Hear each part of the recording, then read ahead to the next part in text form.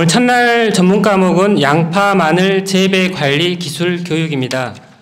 강의 주실 강사님은 국립원예특작과학원 연구관을 역임하신 지오텍 권영석 박사님이십니다. 예, 반갑습니다. 일단 제 소개는 앞에서 했지만 저는 여기 사실 여기 청계에 있는 시험장에서 근무하다가 이제 세월이 흘러서 정년퇴임하고 제가 이제 지오텍이라고 마늘 양파의 앞글자를 따서 했고, 그래서 지오텍이라는 컨설팅 회사를 해서 지금 하고 있습니다. 자, 오늘의 교육 목표는요, 아마 여러분들이 지금까지 아는 것과 조금 다른 게 아닐까 싶습니다. 저는 이게 제 카톡 프로필이기도 합니다. 왜냐하면 사실 여기 계신 분이 아마 양파 마늘 농사 5년 이내에 하신 분 손 한번 들어보세요. 없죠? 한두 분 계시네요. 여기 계신 분들은 사실 기본이 30년, 40년은 기본이고 뭐 한 50년 이상 하시는 분도 있는 걸로 알고 있습니다. 자, 그런 분들한테 내가 지금 뭐 이것저것 하기보다는 저는 선생님들이 맨 처음에 양파 마늘을 재배했을 때 그 심정, 즉 처음에는 모르는 게 많아서 주위에 묻고 했던 이때로 한번 돌아갔으면 합니다. 왜냐하면 사실 요즘 뭐 정보가 많으니까 주위에서 많이 듣는데 대부분이 좋은 내용입니다. 그러나 간혹 엉뚱한 정보를 받아들이는 경우도 있습니다. 그래서 오늘 저는 그런 부분 몇 가지만 조정했으면 합니다. 자, 지금 전체적으로 지금 마늘 양파의 문제점은 여기 나와 있는 대로고요. 그래서 이거에 대해서 하나하나 한번 보고자 합니다. 자, 지금 뭐 농촌경제연구원에서 작년 12월 달에 발표했고 아마 3월 1일자로 아마 다시 발표할 건데, 아시다시피 마늘은 조금 줄었고 양파는 늘었습니다. 그런데 양파가 지금 늘어서 다 걱정하는 거는 뭐 하겠지만, 저는 마늘도 지금 2.8%가 줄었다고는 하지만 여러분들 잘 아시는 스페인산, 즉 대선은 1%도 줄지 않았습니다. 왜냐하면 이 얘기가 뭐냐, 지금 우리나라 마늘 재배 면적의 50%가 넘습니다, 스페인산이. 그런데 얘는 수량도 많아. 즉 우리가 먹는 마늘의 세 쪽 중에 2쪽은 스페인산이에요. 근데 이게 1%도 안 줄었어. 그러면 거의 준 게 아니에요. 그래서 이런 부분 때문에 가격이 높으면 좋겠지만 사실 그렇게 호의적이지는 않다는 거죠. 근데 어쨌든 우리는 가격보다는 일단 농사를 잘 짓는데 주안점을 두고 하도록 합시다. 뭐 이렇게 아시다시피 양파도 지금 생산비가 실지 자가농이 포함하면은 13,000원, 14,000원이 넘어갑니다. 순수 생산비마도 거의 9,000원, 10,000원대가 갑니다. 마늘도 마찬가지고. 그런데 이거를 줄일 수 있는 방법은 아시다시피 기계화 아니면 다른 어쨌든 생산비를 줄이는 쪽으로 가야 될 거라고 봅니다. 이제는 그러니까 저는 예전부터 우리나라는 옛날부터 내가 평당 몇 킬로, 예를 들어 양파 같은 경우는 내가 평당 뭐 2망 했다, 이렇게 몇 킬로를 많이 생산한 거를 자랑해 왔습니다. 근데 그게 맞았어요. 근데 지금은 많이 생산보다는 어떻게 적기 투입하고 돈을 많이 벌어는 쪽으로 이제는 패러다임이 바뀌어야 되지 않나, 이제 그런 생각이 들고요. 자, 이게 선생님들 입장에서는 조금 뭐라 그럴까, 뼈아픈 얘기들일 수도 있는데, 이 통계가 지금 보시면은요, 양파 보면은 단위 면적당 생산량이 아시다시피 전남이 제일 아래쪽 선입니다. 이게 양파뿐만 아니고 마늘도 같은 패턴입니다. 근데 저는 이 자료를 만들면서 진짜 놀랐는 게, 특히 무안은, 전남 아니면 무안은 전체적으로 대부분이 몇십 년 하고 양파 도사들이 우글우글 하시는 데입니다. 대부분이 양파 도사 박사들입니다. 마늘도 마찬가지고. 그런데 왜 생산량은 전국 꼴찌일까요? 물론 경기도는 뭐 저 위에 거 빼고 여기 보시면은 지금 전국 평균하고 4개 요 지역을 해보면 특히 경북 같은 경우는 마늘 같은 경우는 한 지역도 포함이 되어 있습니다. 그럼에도 불구하고 지금 양파든 마늘이든 왜 생산량이 적을까? 이 부분을 여러분들이 되새겨보면 이것만 해결해도 어쩌면 여러분들이 생산량이 그냥 올라가지 않을까 합니다. 그러니까 이 부분을 몰라 저는 교육하면서 이 부분만 원인을 찾고 해소한다면 사실 제 강의는 끝난 거 아닌가 생각합니다. 그래서 이거를 한번 같이 고민하면서 한번 해봤으면 합니다. 자, 뭐 우리 지난해도 우리 양파 때문에 다 고생하셨습니다. 그죠? 녹인병하고 인발염병이 같이 와갖고 굉장히 고생했는데 앞으로도 기상은 죄송하지만도 결코 우리한테 호의적이지 않습니다. 물론 몇 년 전에 양파 꽂아만 놔도 양파가 전부 정말 애기 머리만큼 커서 오히려 중간 크기가 없어서 난리 겪은 적도 있습니다. 그러나 그거는 극히 일부고 대부분은 우리가 기상이 호의적이지 않다는데 특히 저는 이 표현을 극저온이라고 그러는데 어느 날 갑자기 온도가 팍 내려가죠. 지난해도 2월 하순, 4월 하순 두 번에 걸쳐서 데미지가 컸죠. 이제 이런 부분이 앞으로도 많을 거다. 특히 병은 더하죠. 이제 9월에 만약 비가 오면은 뭐 아시다시피 노지 육류하시는 분들은 묘상에서 녹균병이 당연히 많을 거고요. 12월 달에 많으면 이듬해 봄에 많을 거고 이런 식으로 하여튼 기상하고도 수량 관계를 우리가 고민을 해봐야 된다는 거고 예, 이게 지난 농사를 잠시만 보겠습니다. 이게 지난해 기상이었는데 2월 하순, 4월 하순 저온이 왔고 5월 하순에 비가 왔죠. 그래서 잘 아시다시피 예, 녹균병, 입마름병 이렇게 왔습니다. 예, 녹균병이고요. 이건 빨리 넘어가겠습니다. 녹균병이 왔고 전체적으로 녹균병 때문에 이렇게 잎이 약간 시커멓게 이렇게 말랐습니다. 자, 그 결과가 원래 양파는 이렇게 요즘 품종이 좋아서 동그라야 됩니다. 특히 우리 중만생은. 그런데 보시면 어때요? 여기처럼 양파가 길쭉하죠. 즉, 이 얘기는 잎이 망가져서 양파가 초기에는 길이로 크고 후기에는 옆으로 크는데 초기에는 제대로 컸어도 후기에 비대가 안 돼서 길쭉하게 됩니다.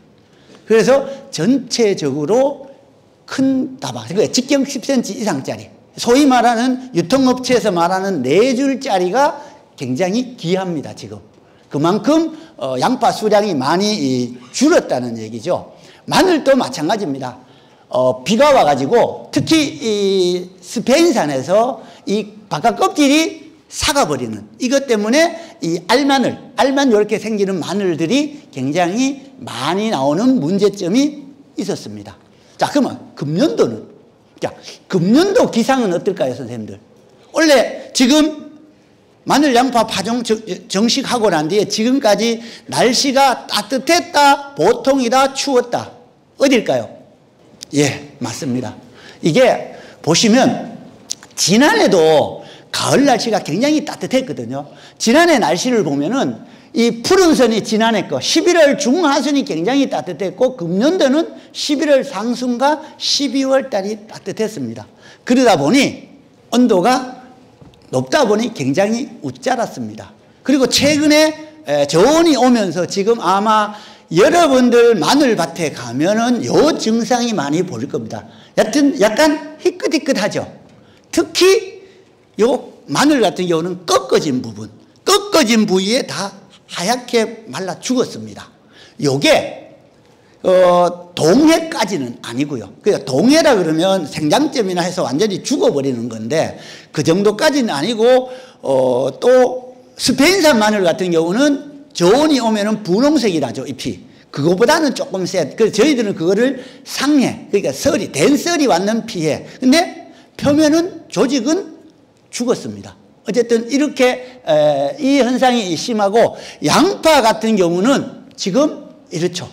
특히 재밌다 하면 안 되죠. 흥미로운 사실은 이렇게 하늘을 본 쪽은 하얗게 죽었는데, 보시면 요게 지금 제가 사진 찍을 때 요 하얗게 된 거를 뒤집어 놓고 찍었습니다. 즉 땅에 있던 부분을 하늘로 놓고 찍었는데, 땅에 닿는 쪽은, 땅 쪽은 안 죽었고 반틈만 하늘 쪽은 죽었습니다.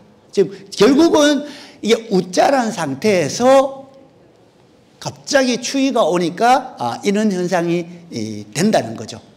마늘, 양파는 생육 특성이 비슷합니다. 발화 온도라든지 구비대 온도라든지 대동소이하게 비슷합니다.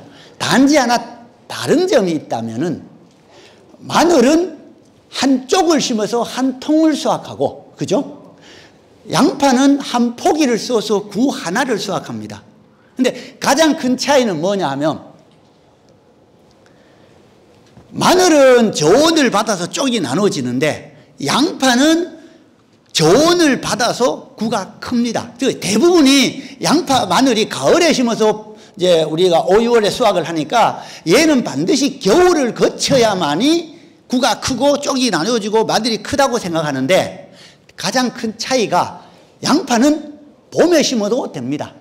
그리고 전 세계 양파의 70%가 봄에 심어서 가을에 수확합니다. 우리처럼 가을에 심어서 봄에 수확하는 것은 30%밖에 안 됩니다. 그래서 하여튼 다르다. 자, 그러면 우리가 일단 마늘을 말씀드릴게요. 한쪽을 심어가지고 한 통을 만들죠. 그죠? 우리 수확할 때는 한 통이잖아. 그러면 이게 언제 한 통이 될까요? 분명히 가을에 심을 때는 하나를 심었는데, 한 통이 될 때는, 제가 왜 이런 얘기를 드리냐면, 양파, 마늘 수십 년 하셨다 그랬잖아요. 그런데 이는 어떻게 보면은 기본적인 상황을 잘 모르신다 그래야 되나, 관심이 없는 것 같아요. 그냥 나중에 나는 심어놓고 수확하는 것만 보지 중간에 뽑아보시를 않으세요.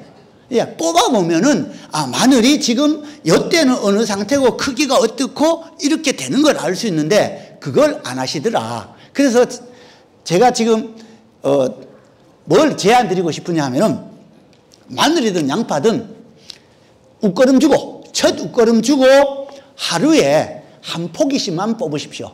한 포기 뽑아서 하루는 마늘 줄기로 배로 가르고 하루는 옆으로 가르고, 그래가지고 얘를 한번 사진을 찍어 놓든 아니면 뭐 눈으로 보든 매일 한번 해보십시오. 그러면 그 아까운 걸 어떻게 해? 아깝죠. 그런데 그렇게 해봤자 양파 100포기면 됩니다. 많이 뽑는 거 아니에요. 2월 한 중순부터 뽑았자 5월 말까지 뽑았자 한 100포기면 됩니다. 양파, 마늘 각각 100포기만 뽑아보면 여러분들 정말 도사됩니다. 자, 요게 마늘이 눈이 생기는 겁니다. 이제 한 쪽을 하나를 넣어서 눈이 생깁니다. 이렇게 눈이 이제 이쪽은 생겼고 안 생겼는데, 이거를 꼭 뽑아보지 않아도 밖에서 식물체만 봐도 사실은 알 수는 있습니다. 자, 우리 지금 마늘이 어때요? 다 마디가 없고 다 땅에 붙어 있죠. 근데 어느 날 갑자기 가면은 마늘이 다 마디가 쫙 자라버렸죠. 근데 그 중간 이렇게 밑에서부터 마디가 자라기 시작하는 거를 정말 잘 못 봅니다. 아주 짧은 시간이니까. 그런데 마늘의 쪽은 언제 나누어지느냐? 중간에 이때 나누어집니다. 요 시기가 언제냐? 무광 같으면 3월 한 해에 따라 약간 며칠간 차이 있지만 3월 한 15일에서 20일경 뽑아보면 저게 보입니다. 즉 우리는 대부분이 마늘이나 양파가 크는 게 구가 커질 시기, 그때 돼야 구가 크다고 생각하는데, 실제는 그보다 한 달 이전에 벌써 쪽이 쪼개지고 구가 크기 시작한다는 겁니다. 근데 그렇게 준비해야지, 구가 크는 4월 달에 구가 크는 게 눈에 보일 때 가서야 이제 구가 크는구나, 그때 가서 조치를 하면은 늦다는 겁니다. 이제 이거고, 자, 뭐 양파 이제 뿌리는 보통 30cm 이내에 많습니다. 또 하나, 양파, 마늘 뿌리에 대해서 대부분이 우리는 환상을 갖고 있습니다. 어떤 환상을 갖고 있냐? 엄청나게 뿌리가 많다고 생각을 하세요. 자, 우리 물병에 꼽아주는 마늘, 양파는 많이 보시죠. 그런데 실제는 이거는 물병에 꽂아놔서 그렇고 실제는 뭐예요? 생각보다가 많지 않다는 겁니다. 그래서 뚫고 들어가는 힘도 약하고 직근에서 바로 양수근을 흡수할 수 없기 때문에 가뭄도 많이 타고 그렇습니다. 토양, 토양은 지금 이미 심어놨기 때문에 굳이 다른 말씀은 안 드리겠습니다. 다만 pH만큼은 하나 짚고 넘어가겠습니다. 우리 산성 토양이면은 비료가 흡수량이 떨어진다는 건 다 알고 계실 겁니다. 산성 토양이기 때문에 흡수가 잘 안 됩니다. 그래서 산성 토양이 강할수록 내가 준 비료를 식물이 제대로 흡수 못하죠. 마늘, 양파가. 그런데 그 비율이 pH 5.5 되면은 70, 80%밖에 안 됩니다. 자, 이래서 우리는 석회를 넣습니다. 자, 석회를 넣으면 산성 토양이라는 게 딴 게 아니고 토양 입자에 만약에 양분이 붙어 있는데 이거를 식물이 흡수한다는 가정을 하면은 입자에 양분이 붙어 있을 자리에 수소이온이 붙어 있는 게 산성 토양입니다. 그러면 여기처럼 좌측처럼 양분을 흡수하고 싶어도 없어서 흡수를 못해요. 다 수소가 있어서. 그래서 석회를 주면은 이 수소이온을 떼어내고 양분을 붙이는 게 석회가 하는 역할입니다. 우리 요거는 대부분이 알고 있든 모르고 있든 석회는 넣습니다. 그죠? 예, 석회는 잘 넣으세요. 지금 보시면 아마 석회를 매년 넣거나 아니면 3년에 한 번만 넣어도 된다. 그러니까 매년 넣기 싫으니까 나는 석회를 3년에 한 번만 넣을래. 자, 석회를 3년에 한 번만 넣어도 된다, 안 된다? 예, 안 된다. 된다. 혹시 제가 손들어 소리를 안 할게요. 네. 그런데 3년에 한 번씩 넣어도 됩니다. 만약에 매년 100kg 넣을 걸 3년에 300kg 넣어도 됩니다. 왜? 여기 보시면 이쪽에 그래프에 이 표시가 보이냐면 이 그래프에 석회를 넣으면 첫 2년 동안은 유지가 되다가 3년째 약간 떨어집니다. 그래서 석회는 3년간 유지가 된다는 게 맞아요. 자, 그러면 여기서 여러분들이 나는 석회 안 넣는다 소리는 안 합니다. 잘 넣으세요. 오히려 너무 잘 넣어서 때로는 문제다. 왜? 여러분들은 토양 검정을 대부분 안 하세요. 아마 제가 손들어 소리는 안 할게요, 오늘. 그런데 제가 어디를 다녀봐도 우리나라에서 10명 중에 8명은 안 하세요. 네. 왜 토양 검정을 해야 되고 pH가 왜 중요하냐 하면은 지금 이거는 pH가 딱 맞습니다. 6.5. 그리고 얘는 얼마입니까? 7.9예요. 자, 왜 저렇게 높이 갈까? 그러니까 여러분들이 석회를 너무 열심히 넣으면 저래 됩니다. 뭐 없이? 토양 검정 없이. 그래서 그러면 자, 석회가 지금 나쁜 점도 있습니다. 우리가 퇴비와 석회를 2 내지 4주 전에 하라 그러죠. 이렇게 하라 그러는 원인은 두 가지입니다. 하나는 퇴비 석회는 땅속에 들어가서 불에 대해서 이제 흡수되는데 시간이 오래 걸리기 때문에 미리 하라는 거. 또 하나는 우리 물론 마늘 특히 양파는 조금 낫습니다만은 마늘은 벼 베고 아니면 콩 수확하고 돌아서서 마늘 심어야 되는데 퇴비 석회 놓고 2주 있다가 마늘 파종하려고 하면은 늦어서 마늘 농사 망칩니다. 그래서 우리는 한꺼번에 하죠.